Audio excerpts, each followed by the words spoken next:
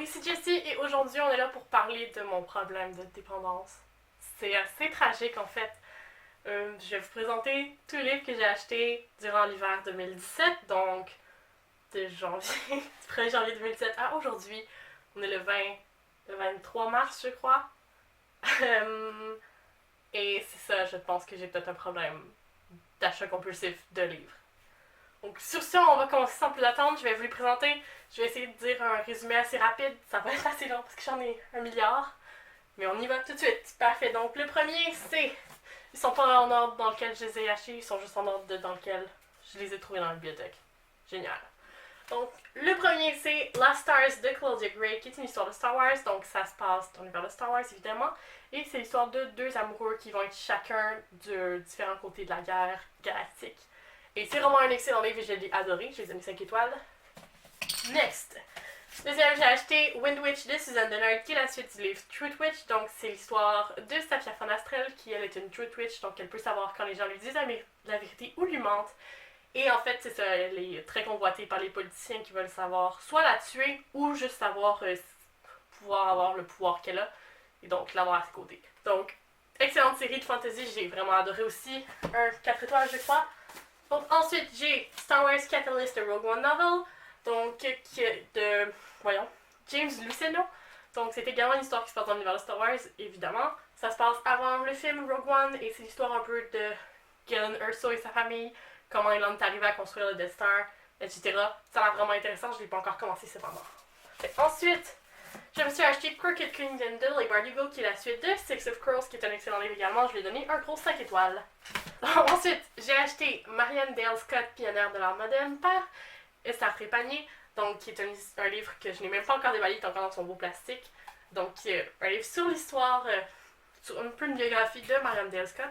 Ça a l'air vraiment intéressant, j'aime beaucoup l'art, évidemment. Et particulièrement, j'ai commencé à m'intéresser beaucoup à l'art au Québec et au Canada, donc ça m'intéresse vraiment beaucoup. Je pense que ça va être très intéressant. Ensuite, quelques BD, donc j'ai acheté Snot Girl Volume 1, Green Air Don't Care de Brian Lee O'Malley et Leslie Hung. Donc ça vient de l'auteur de la série Scott Pilgrim contre le monde. Et Second Time également, qu'elle a écrit.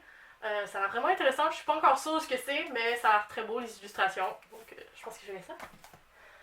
Ensuite, Star Wars Princess Leia, donc c'est l'histoire de la princesse Leia, ce qui s'est passé entre le 4e et le 5e film pour elle. Ensuite, j'ai acheté les 2 premiers tomes de la série Paper Girl de Vahan, je ne sais toujours pas comment prononcer son nom.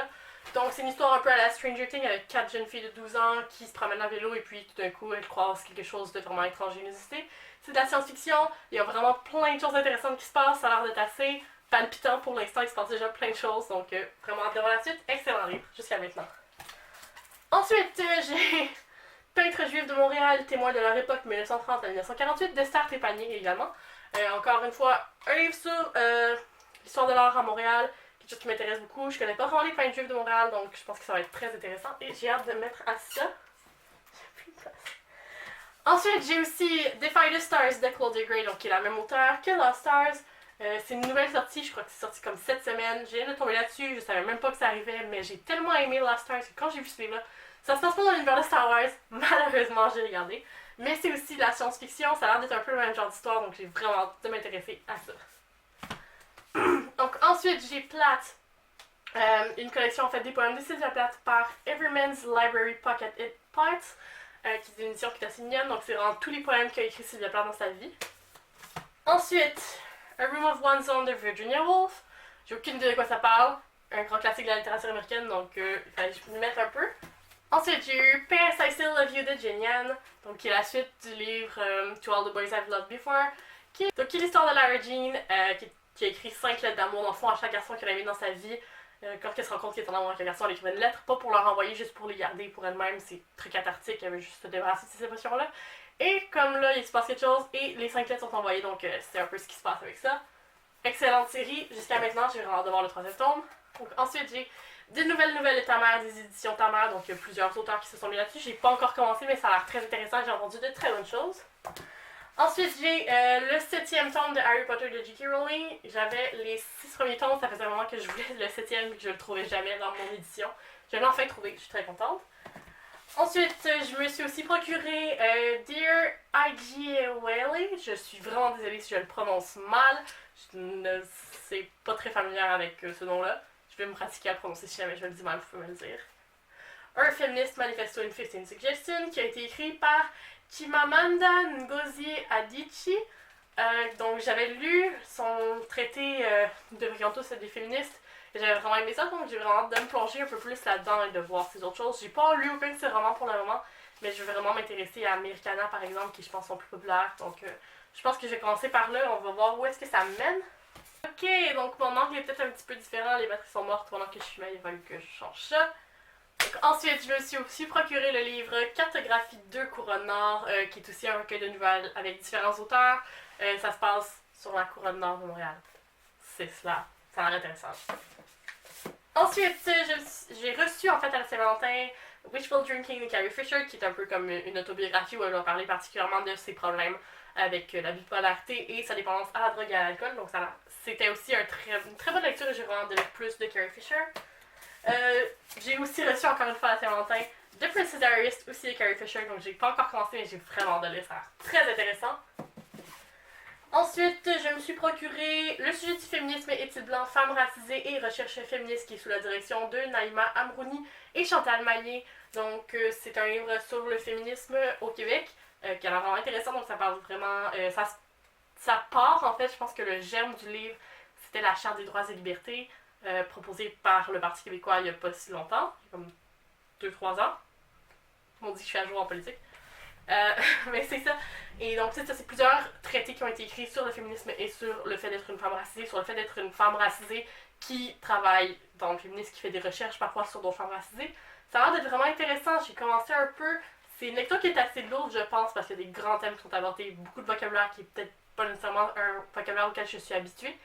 Mais c'est un sujet qui m'intéresse vraiment beaucoup. J'aime vraiment ça savoir ce qui se passe ici, dans notre société, pour essayer de voir ce qui se passe. C'est ça. Fait que ça va vraiment bon. Et un petit recueil de poésie, donc c'est The Princess Saves Herself in This One d'Amanda Lovelace. J'en ai beaucoup entendu parler dans les réseaux sociaux et j'avais vraiment envie de les lire. Apparemment, c'est pas mal dans le style de Milk and Honey de Rupi Kaur. Donc, j'ai vraiment envie de me plonger là-dedans. Et c'est tout!